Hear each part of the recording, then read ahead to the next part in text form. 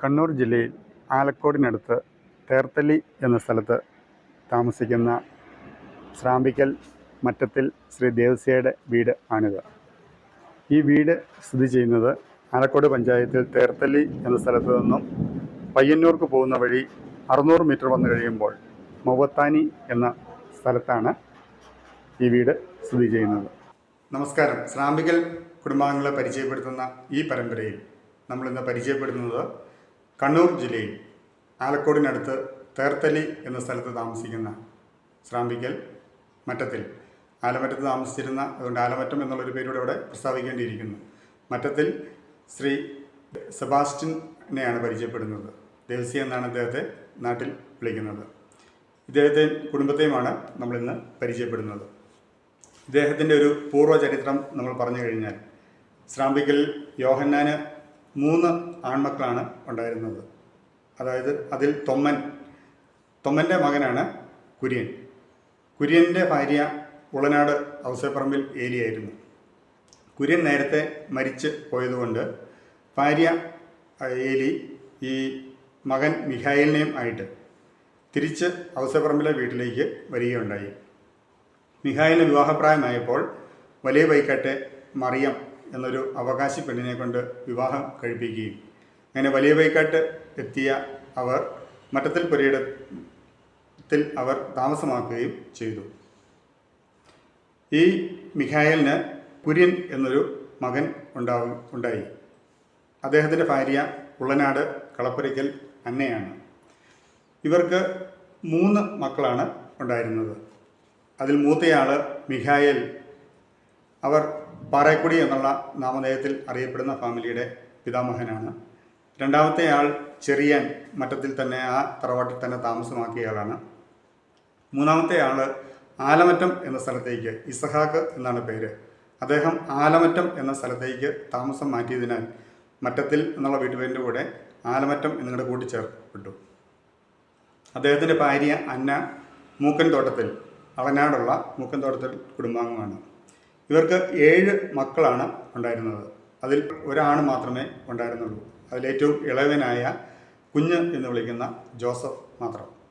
ജോസഫിൻ്റെ ഭാര്യ വടക്കേ വെട്ടിക്കുഴിയിൽ ഏലിയാമ്മയാണ്, ഉള്ളനാടുള്ള വടക്കേ വെട്ടിക്കുഴിയിൽ വീട്ടിൽ. ഇവർക്ക് 7 മക്കൾ ഉണ്ടായി. അതിൽ ആൺമക്കളിൽ ഏറ്റവും ഇളയവനാണ് ആലക്കോടിനടുത്ത് തേർത്തലയിൽ താമസിക്കുന്ന ദേവസ്യ. നമസ്കാരം. നമസ്കാരം. ദേവസ്യാച്ചൻ ചേട്ടൻ എന്നാണ് നാട്ടിൽ വിളിക്കുന്നത്. ഒഫീഷ്യലായിട്ടുള്ള പേര് സെബാസ്റ്റ്യൻ ജോസഫ് എന്നാണ്. നിങ്ങൾ ഈ തേർത്തല്ലി എന്ന് പറഞ്ഞ സ്ഥലത്ത് വന്ന് താമസമാക്കിയിട്ട് എത്ര കാലമായി? 23 കൊല്ലമായി. 23 വർഷമായി. അപ്പൊ ഇതിനു മുമ്പ് എവിടെയാണ് താമസിച്ചിരുന്നത്? ആലമറ്റത്താണ്. 23 വർഷം മുമ്പാണ് മലബാറിലേക്ക് പോകുന്നത്. അപ്പൊ ഇവിടെ വന്ന് താമസിക്കുന്നുണ്ട് 23 വർഷമായി. ഈ ആലക്കോട് ജീവിച്ചിരിക്കുന്ന സമയത്ത് പിതാവിന്റെ ബാക്കി എല്ലാ സഹോദരങ്ങളെയും എല്ലാം കണ്ടിട്ടുണ്ടോ? ബാക്കി എല്ലാവരും സഹോദരന്മാരാണ് പിതാവിന് എല്ലാവരും ഉണ്ടായിരുന്നത്. എല്ലാവരും കണ്ടിട്ടുണ്ട്. ഗ്രാൻഡ് ഫാദറിനെയും കണ്ടിട്ടുണ്ട്? ഇല്ല, ഗ്രാൻഡ് ഫാദറിനെ കണ്ടിട്ടില്ല. ഇല്ല. നേരത്തെ മരിച്ചു പോയതാ. അപ്പൊ പിതാവിന്റെ പേരെന്തായിരുന്നു? ചാച്ചന്റെ പേര് കുഞ്ഞ് എന്നാണ്. ഒഫീഷ്യലുള്ള പേര് ജോസഫ്. അമ്മയുടെ പേരെന്താ? അമ്മയുടെ ഏലിയാമ്മ എന്നാണ്. അമ്മയുടെ വീട്ടുപേര് വടക്കേ വെട്ടിക്കുഴി. സ്ഥലം ഉള്ളനാടാണ്. വെള്ളക്കല്ല് ഭാഗത്ത് വടക്കേ വെട്ടിക്കുഴിയിൽ ഏലിയാമ്മ ആണ് അമ്മ. അപ്പം ചേട്ടന്റെ ഭാര്യ നമ്മോടൊപ്പം ഉണ്ട്. ചേച്ചിയുടെ പേര് എന്താണ്? ത്രസ്യാമ്മ എന്നാണ് പേര്. ചേച്ചിയുടെ വീട് എവിടെയാ? ഉള്ളനാട് വേഴങ്ങാനത്താണ്. വീട്ടുപേര് വട്ടപ്പനം എന്നാണ് വീട്ടുപേര്. മാതാപിതാക്കന്മാരുടെ പേര്? മാത്യു എന്നാണ് ചാച്ചന്റെ പേര്. അമ്മയുടെ പേര് മേരി എന്നാണ്. അമ്മയുടെ വീട് കാഞ്ഞിരത്തുകുന്ന് വീട്ടുപേര്. സ്ഥലം ഉള്ളനാട് തന്നെയാണ്. കാഞ്ഞിരത്തുകുന്ന് കുടുംബാംഗമാണ് അമ്മ. നിങ്ങൾക്ക് എത്ര മക്കളാണുള്ളത്? ഞങ്ങൾക്ക് 2 ആൺമക്കള്. 2 ആൺമക്കളാണുള്ളത്. അവരുടെ പേരെന്താ? മൂത്തനാട് ജോബി. രണ്ടാമത്തെ ആള് ബിജോ. ബിജോ. ജോബി എവിടെയാ താമസിക്കുന്നത്? ജോബി കൂത്താട് എന്ന സ്ഥലത്ത് ഇവിടുന്ന് 1 കിലോമീറ്റർ അകലേ ഉള്ളൂ. കൂത്താട്.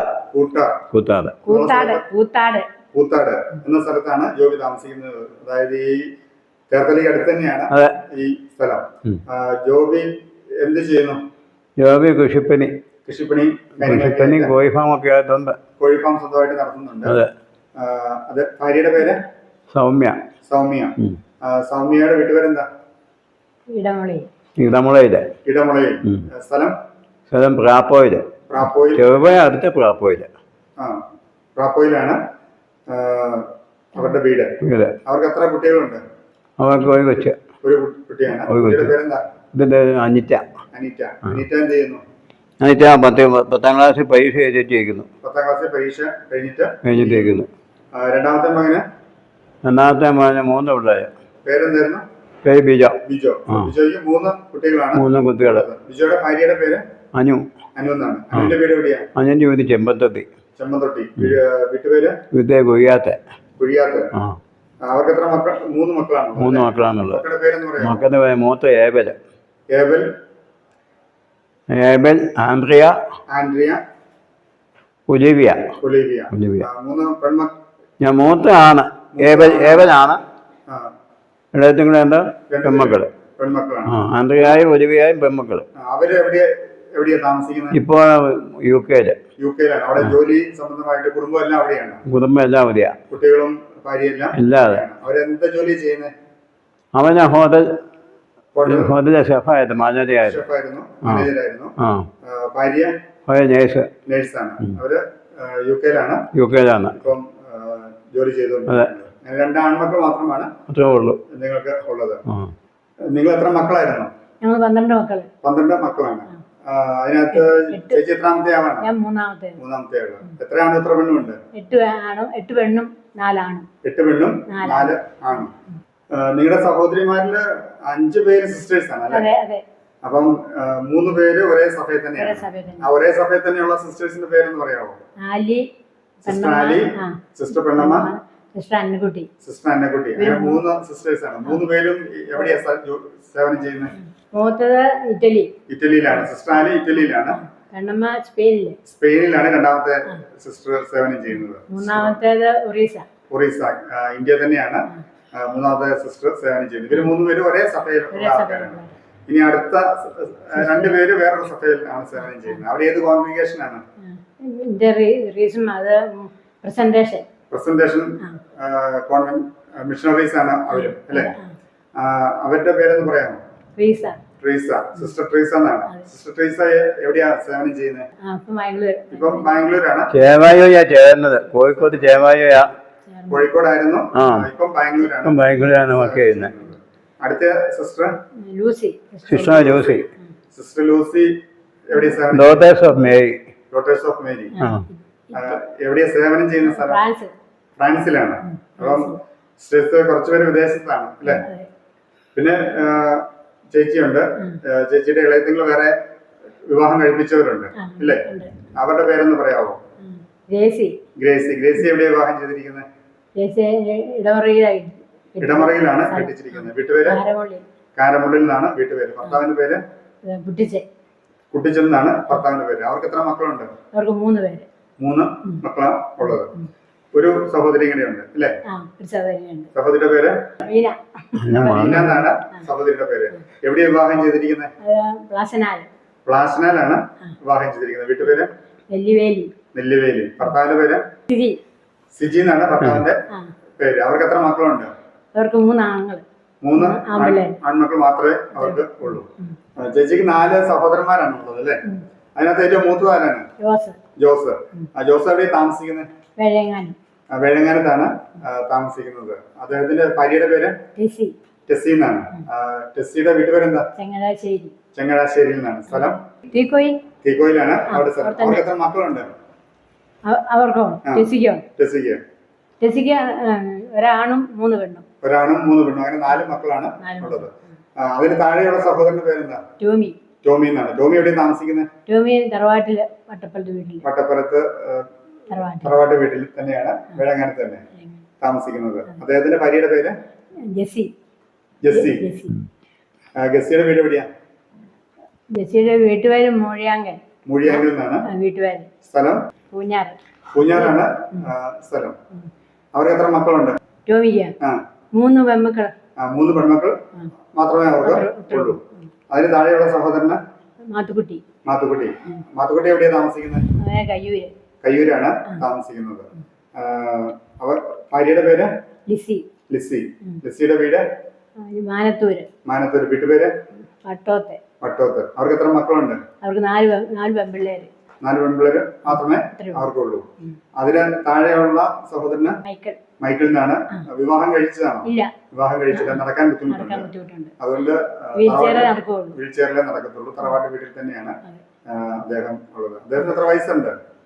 52 വയസ്സ്. 52 വയസ്സുണ്ട്. നിങ്ങള് എത്ര മക്കളായിരുന്നു? ഞങ്ങൾ 4 ആണും 3 പെണ്ണും. 4 ആണും 3 പെണ്ണും. അതിൽ ഏറ്റവും മൂത്ത ആളാരാണ്? മൂത്ത ആൾ ഐസക്ക്. ഈപ്പച്ചൻ. ഈപ്പച്ചൻ എന്നാണ് ഒഫീഷ്യലായിട്ടുള്ള പേര്. അതെ. അവരെവിടെയാണ് താമസിക്കുന്നത്? അവർ മുരിക്കാശ്ശേരി പൂമാങ്കണ്ടത്ത് താമസിക്കുന്നു. മുരിക്കാശ്ശേരി പൂമാങ്കണ്ടത്താണ് താമസിക്കുന്നത്. അദ്ദേഹത്തിന്റെ ഭാര്യയുടെ പേര് മേരി. മേരി. മേരി. മേരി. മേരിയുടെ വീട്ടുപേര് തുണ്ടത്തില്.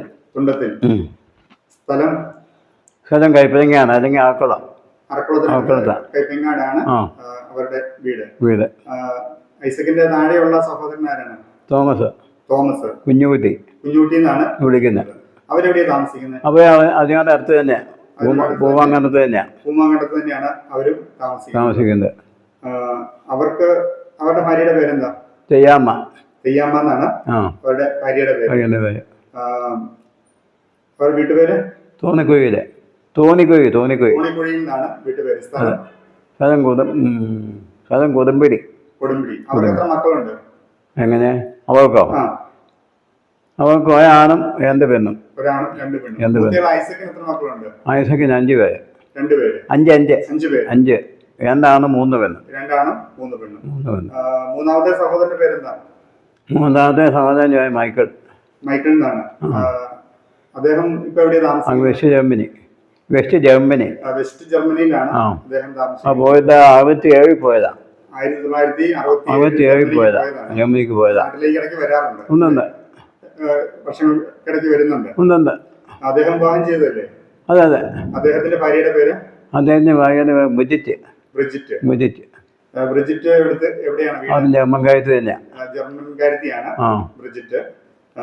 അതിന് തൊട്ട് താഴെയുള്ള ആളാണ്. അതെ, അതിന്റെ നേരെയുള്ള ആളാണ്. ഞങ്ങൾക്ക് ഇടയ്ക്ക് പെങ്ങളുണ്ടായിരുന്നു കേട്ടോ. ഇടയ്ക്ക് പെങ്ങളുണ്ട്. പെങ്ങളുടെ പേരെന്താ? പെങ്ങളുടെ മേരി. മൈക്കിളിന്റെ മൂത്ത്. തോമസിന്റെ ഇടയാള്. തോമസിന്റെ മൈക്കിളിന്റെ ഇടയ്ക്കുള്ള ആളാണ് മേരി എന്ന് പറയുന്നത്. മേരി എവിടെയാണ് വിവാഹം ചെയ്തത്? മേരി ഇവിടെ വെള്ളിയാമറ്റത്താണ്. വെള്ളിയാമറ്റം. കാഞ്ഞാർ ഞള്ളമ്പുഴ. കാഞ്ഞാർ ഞള്ളമ്പുഴ വീട്ടിലേക്കാണ് വിവാഹം ചെയ്തിരിക്കുന്നത്. ഭർത്താവിന്റെ പേര്? അതാണ് തോമസ്. അവർക്ക് എത്ര മക്കളുണ്ട്? അവർക്ക് 11 മക്കള്. 11 മക്കളുണ്ട്. അതിന് താഴെയുള്ള സഹോദരി? അതിന് താഴെയുള്ള സഹോദരി എന്റെ ഇളയതാണ്. പേരെന്താണ്? പേര് മോളി. അല്ല, ത്രസ്യാമ്മ. മോളി അല്ലെങ്കിൽ ത്രസ്യാമ്മ എന്ന് വിളിക്കും. അവര് വിവാഹം ചെയ്തതാണോ? അല്ല, വിവാഹം ചെയ്തില്ല. ഇല്ല. അവരിവിടെ മൊത്തത്തില് SH കോൺവെന്റില്. മുട്ടം SH കോൺവെന്റിലാണ് താമസിക്കുന്നത്. ഈ ജർമ്മനിയിലുള്ള ആൾക്ക് എത്ര മക്കളുണ്ട്? ഒരു കൊച്ചു മാത്രമേ ഉള്ളൂ. ഏറ്റവും ഇളയ ആള് സഹോദരിയാണ് ഇല്ലേ? അതെ അതെ. ആ സഹോദരിയുടെ പേരെന്താണ്? എൽസമ്മ. എവിടെയാണ് വിവാഹം ചെയ്തത്? കരിമ്പൻ. വീട്ടുപേര്? പുത്തമ്പേര്. ഭർത്താവിന്റെ പേര്? ജോണി. അവർക്ക് എത്ര മക്കളുണ്ട്? 2 മക്കള്. ആണുമായി പെണ്ണും. 2 മക്കളാണ് ഉള്ളത്. ഒരാണും ഒരു പെണ്ണും. നിങ്ങൾ മൊത്തം 7 സഹോദരങ്ങളാണ്. 4 ആണും 3 പെണ്ണും. 3 പെണ്ണും ആണ് ഉള്ളത്. പിതാവിന്റെ സഹോദരിമാര് 6 പേരായിരുന്നു അല്ലേ? അതെ. ആ സഹോദരിമാരുടെ പേരും വിവരങ്ങളൊന്ന് പറയാമോ? മൂത്തയാളാരായിരുന്നു? മൂത്തയാൾ ഏലി. ഏലിയെ എവിടെ വിവാഹം ചെയ്തത്? ഉള്ളനാട് കൈതക്കലാണ് വിവാഹം ചെയ്തത്. ഭർത്താവിന്റെ പേര്? മത്തായി എന്നാണ് ഭർത്താവിന്റെ പേര്. അടുത്തയാള് മറിയം. മറിയത്തെ എവിടെയാ വിവാഹം ചെയ്തത്? തുടങ്ങനാട് ചുവേലിക്കുടിയിൽ. ഭർത്താവിന്റെ പേര്? ജോസഫാണ് വിവാഹം ചെയ്തത്. അതിനടുത്ത സഹോദരി? ത്രസ്യ എന്നാണ് പേര്. വീട്ടുപേര്? എംബ്രയിൽ. സ്ഥലം? വെള്ളിയാമറ്റം തന്നെ. ഭർത്താവിന്റെ പേര്? ജോസഫ്. അതിനടുത്തയാള്?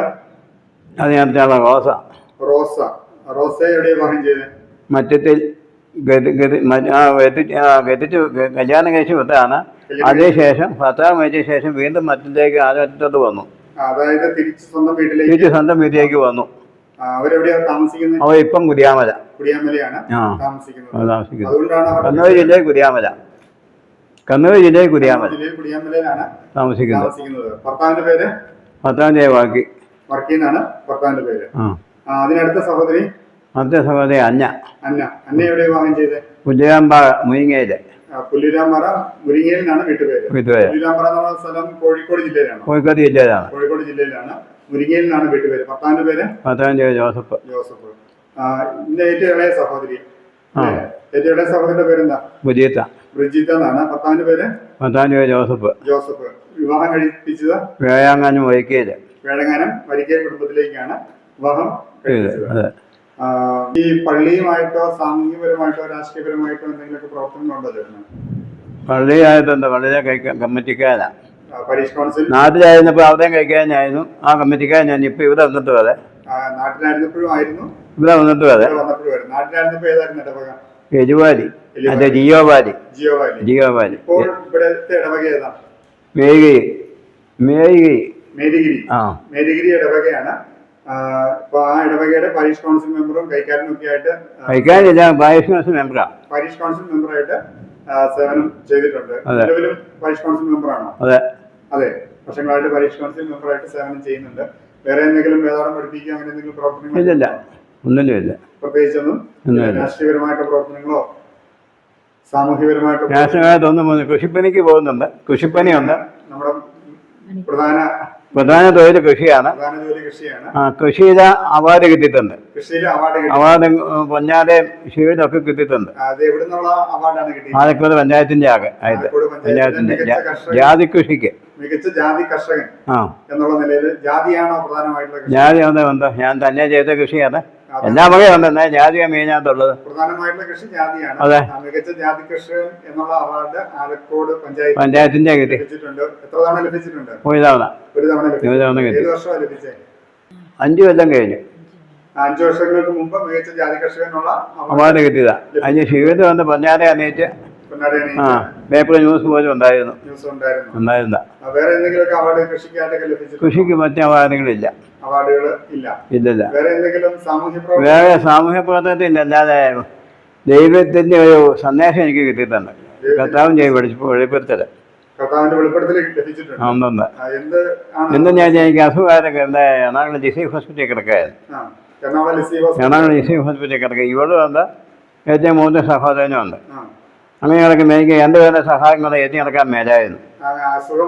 അസുഖം വന്ന് മൊത്തം ഉപേക്ഷിച്ച് വിട്ട കേസായിരുന്നു. അങ്ങനെ കിടക്കുമ്പോൾ സന്ധ്യയ്ക്ക് ലിസി അച്ഛന്മാരുടെ ഹോസ്പിറ്റലാണ്. അച്ഛന്മാർ സന്ദർശനത്തെ അച്ഛൻ വന്നു. ഡയറക്ടർ അച്ഛൻ സന്ദർശനത്തിൽ വന്നപ്പോൾ വന്നപ്പോൾ അച്ഛനെ കൈകാട്ടി വിളിച്ചു.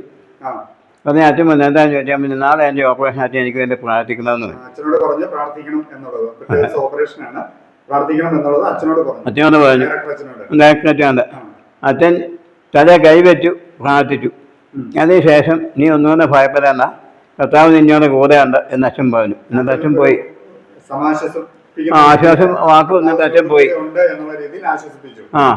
അതിനുശേഷം അന്ന് 1:00 രാത്രി 1:00 ദേവസ്യാച്ചാന്ന് വിളിച്ചു. വിളി വന്നു. ഞാൻ ചോദിച്ചു ആയാ? നീ അന്വേഷിക്കുന്ന കർത്താവ് തന്നെ. കിട്ടി. എന്നെ അന്വേഷിക്കുന്നവനും എന്നെ തേടുന്നവനും ഒരു നാൾ ഞാൻ ഉപേക്ഷിക്കുകയില്ല. അവന് മരണത്തിൻ്റെ വക്കോളം എത്തിയാലും പുതിയ ജീവൻ കിടക്കുന്നവരെ ജീവൻ കർത്താവിനെ ഞാൻ ഉയർപ്പിക്കും. ഞാൻ സുഖപ്പെടുത്തുന്ന കർത്താവാണ്. നീ എഴുന്നേൽക്കുക. തവേ ഞാൻ എവിടെയാണ് കിടക്കുന്നത്? നീ എറണാകുളം ഡിസ്ട്രിക്ട് ഹോസ്പിറ്റലിൽ 198 ഞാൻ റൂമിൽ കിടപ്പുണ്ട്. ഒറ്റ റൂമാണ്. നീ എഴുന്നേൽക്കുക. കർത്താവ് നീ എണീക്കുക. ലൈറ്റ് കളിക്കുക. കർത്താവ് ലൈറ്റ് എവിടെയാണ്? നീ കിടക്കാൻ വലതുവശത്ത് ഭിത്തി സ്വിച്ച് ബോക്സ് ഉണ്ട്. അത് വേളാമാറ്റുക. ഞാൻ പറയുന്നു അത് വേളാമാറ്റുക. ഞാൻ വലത്തോട്ട് തിരിഞ്ഞ് ഞാൻ കിടക്കുന്ന ബെഡ് പ്ലാസ്റ്റിക് കൊണ്ട് കവർ ചെയ്തതാണ്. കിഴിവിരുന്നുള്ള സൗണ്ട് കേൾക്കും. ഞാൻ തിരിഞ്ഞപ്പോൾ ഇവളും സഹോദരനും നോക്കി.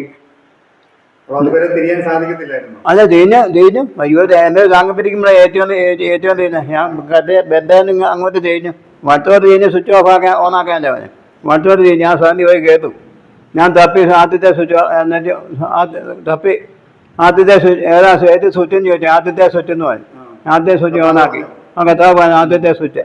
ആദ്യത്തെ ഓണാക്കി ട്യൂബ് തെളിഞ്ഞു.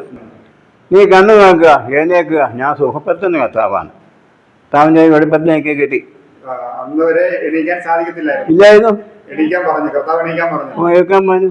രണ്ടുപേർ താങ്ങിപ്പറ്റി ഏൽപ്പിച്ചോണ്ടിരുന്ന അത്രയ്ക്ക് ആവശ്യത വന്ന ആളാ. അന്നേച്ചിട്ട് ഞാൻ ഏറ്റിപ്പോൾ ഇവിടെ വേദനയാക്കിട്ടു. ഇവ ആദ്യം ഇവിടെ ട്രിപ്പ് എത്തും, ഇവിടെ ഞെഴി വന്നു.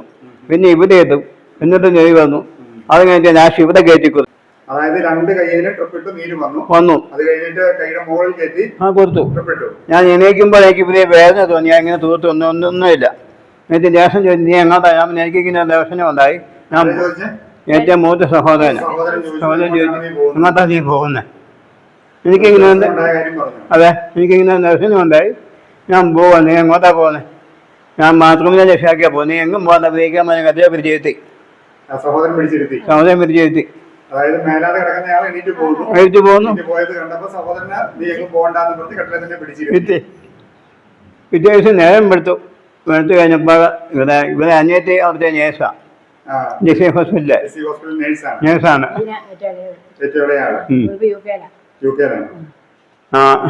ഇവിടെ വന്നു. ഇന്നിപ്പോൾ തിയേറ്ററിനകത്ത് കൊണ്ടുപോകാണ്. ഓപ്പറേഷൻ തിയേറ്ററിൽ കൊണ്ടുപോകാൻ യൂണിഫോം ഇണയിപ്പിച്ചു. അങ്ങനെ തിയേറ്ററിൽ കൊണ്ടുപോയി കഴിഞ്ഞപ്പോൾ ഡോക്ടർ പറഞ്ഞു സൂചി വെക്കാൻ വെച്ചോളാൻ പറഞ്ഞു. സൂചി വെച്ചു.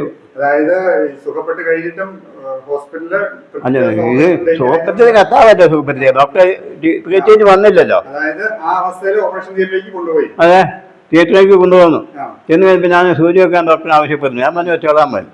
സൂചി വെച്ചു. എന്നുവെച്ചിട്ട് ബോധം കെട്ടി. എന്നുവെച്ച് ഒരു ലൈറ്റ് ഇതിൻ്റെ കൂടെ തെളിച്ച് ഡോക്ടർ പറഞ്ഞു യാതൊരു കംപ്ലൈൻറ്റും ഇല്ല, സുഖപ്പെടുത്തുന്നു.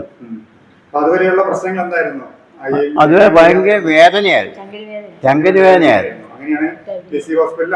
അതെ ആദ്യം ഓപ്പറേഷൻ തിയേറ്ററിൽ കൊണ്ടുപോയി ബോധം കെടുത്തി ഡോക്ടർ പരിശോധിച്ചു കഴിഞ്ഞപ്പോൾ ഒരു പ്രശ്നങ്ങളും ഇല്ല. ലൈറ്റ് തെളിച്ചു നോക്കിയപ്പോൾ ഒന്നുമില്ല, ഒരു കംപ്ലൈൻറ്റും ഇല്ല. എല്ലാം ക്ലീനാന്ന് പറഞ്ഞു. നാളെ ഡിസ്ചാർജാന്ന് പറഞ്ഞു. സർജറി നടത്തിയില്ല. നടത്തിയിട്ട് കർത്താവ് യാത്രയ്ക്ക് ചെയ്തു. ഈ സംഭവങ്ങൾ നടക്കുന്നത് എന്നാ? 97 ജനുവരി 4. 97 ജനുവരി 4 നാലിനാണ്. അതെ കഥാപാത്രം സംസാരിക്കുന്നത്. ആദ്യം കോട്ടയത്തായിരുന്നു, അറിഞ്ഞില്ല. ആദ്യം കോട്ടയത്ത് അവിടെ അനിയത്തി പറഞ്ഞാൽ കൊണ്ടുവരാൻ എറണാകുളത്ത്. രണ്ടും ഞാൻ 27 ദിവസം ഹോസ്പിറ്റലിൽ. ആദ്യം 5 ദിവസം പാലായിട്ട്, അത് കഴിഞ്ഞ് 10 ദിവസം 12 ദിവസം കോട്ടയം കായത്താശ. അവിടുന്ന് കണ്ടിന്യൂ അതിന് പിന്നെ ജിസി ഹോസ്പിറ്റലിലേക്ക് ജിസിലേക്ക് പോകുന്നത്. ജിസി ചെന്ന 10 ദിവസം അഡ്മിറ്റ് ആയിട്ട് കിടന്നു. 8ാമത്തെ ദിവസമാണ് കർത്താവുമായിട്ട് ഇങ്ങനെ സംസാരിക്കാൻ അവസരം കിട്ടി. യോഗം സൂപ്പർത്തുന്നു ദർശനം ലഭിച്ചത്. ഇങ്ങനെയൊരു കർത്താവിന്റെ വെളിപാട് അല്ലെങ്കിൽ ഒരു അവസ്ഥ ഞാൻ കർത്താവിനെ കണ്ടു. നല്ല സൂര്യപ്രകാശത്തെ നമ്മൾ എങ്ങനെ നോക്കുന്നു അതിൽ നിന്നാണ് ഈ സൗണ്ട് കേൾക്കുന്നത്. ആ കാണാൻ പറ്റിയതാ കേൾക്കുന്നത്. ഇല്ല വെളിച്ചത്തിൽ നിന്നാ കേൾക്കുന്നത്. ഈ കണ്ട കാര്യം എവിടെയെങ്കിലും ഒക്കെ പുറത്ത് ആൾക്കാരോട് പറഞ്ഞിട്ടില്ലേ? ഉണ്ട്. പറഞ്ഞിട്ടുണ്ട്. അത് ഞാൻ പേപ്പറിനെ ചെയ്ത് ഫോട്ടോഷോപ്പ് ചെയ്ത് ഒത്തിരി പേർക്ക് വിതരണം ചെയ്തതാ. ഈ സംഭവത്തെ കുറിച്ച് ഉള്ള ഒരു വിവരണം. അതെ വിവരണം ഒരു പ്രിന്റ് എടുത്ത് നിരവധി ആൾക്കാർക്ക് വിതരണം ചെയ്തതാണ്. അതിന്റെ സാക്ഷ്യങ്ങളൊക്കെ പറഞ്ഞിട്ടുണ്ടോ? ഇങ്ങനെ ഉണ്ട് പലയിടത്ത് സാക്ഷ്യം പറഞ്ഞിട്ടുണ്ട്. അതിനുശേഷം ഈ അസുഖം പൂർണ്ണമായിട്ട് മാറി പിറ്റേ ദിവസം തന്നെ ഡിസ്ചാർജ് ചെയ്തു. തുടർന്ന് എന്തെങ്കിലും അനുഭവങ്ങൾ ഉണ്ടായിട്ടുണ്ടോ? തുടർന്ന് ഒരു 3-4 കൊല്ലം കഴിഞ്ഞപ്പോൾ പിന്നെ വീണ്ടും ഉണ്ടായിരുന്നു. അവർ ധ്യാനം കൂടിക്കൊണ്ടിരുന്നപ്പോൾ കോഴിക്കോട് ജില്ലയിലെ കുളത്തുവയല് എന്ന സ്ഥലത്ത് അനുഭവം ഉണ്ടായി. ചങ്കിന് വേദന ഉണ്ടായി. ആ ചാപ്പല് കൊന്തയിരിക്കാണ്ടിരിക്കുമ്പോഴായിരുന്നു വേദന. ഇടവേളയ്ക്ക് ഞാറ്റിന്റെ ഇടവേളയ്ക്ക് ചാപ്പല് കൊന്തയിരിക്കാണ്ടിരുന്നപ്പോഴാണ് ഈ വേദന ഉണ്ടാകുന്നത്. ഉടനെ ഞാൻ കഴിഞ്ഞ് പ്രാർത്ഥിച്ചു. അതിന്റെ ഫലമായിട്ട് കർത്താവ് തലയെ കൈവച്ചു. എനിക്ക് അനുഭവപ്പെട്ടു. നല്ല ചൂട്, തീക്കട്ട തല വെക്കുന്നത് പോലെ അനുഭവപ്പെട്ടു. ഭയങ്കരമായ ചൂട് അനുഭവപ്പെട്ടു. അങ്ങനെ ഞാൻ കർത്താവിൻ്റെ കൈയാന്ന് എനിക്ക് തോന്നി. കൈ കൊണ്ടെങ്കിൽ ഞാൻ പിരിക്കാൻ ചെന്നു. എന്നെ കൈ മാറ്റിയ ശേഷം എൻ്റെ തോളിൽ കുത്തി. കർത്താവ് കുത്തി. ആ അനുഭവപ്പെട്ടു. അനുഭവപ്പെട്ടു. അപ്പോൾ വേദനയ്ക്ക് മാറ്റം ഉണ്ടായി? വേദന പിന്നെ ഉണ്ടായിട്ടില്ല. പിന്നെ ഉണ്ടായിട്ടില്ല. ഈ ചങ്ങിനുണ്ടായിരുന്ന വേദന അതോടെ അന്നേരം തന്നെ പോയി, പൂർണ്ണമായിട്ട് സുഖപ്പെട്ടു. അങ്ങനെ 2 തവണ കർത്താവ് സുഖപ്പെടുത്തിയ വ്യക്തിയാണ്. അതെ. എവിടെയെങ്കിലും ധ്യാന പ്രസംഗങ്ങൾക്കൊക്കെ പോകാറുണ്ടോ? ഇല്ല. അപ്പോൾ ഇത്ര നേരം ഞങ്ങളോട് സഹകരിക്കുകയും കുടുംബത്തിന്റെ വിവരങ്ങൾ എല്ലാം പങ്കുവയ്ക്കുകയും അതോടൊപ്പം ദൈവാനുഭവം പങ്കുവയ്ക്കുകയൊക്കെ ചെയ്തതിൽ വളരെ സന്തോഷമുണ്ട്. നന്ദി.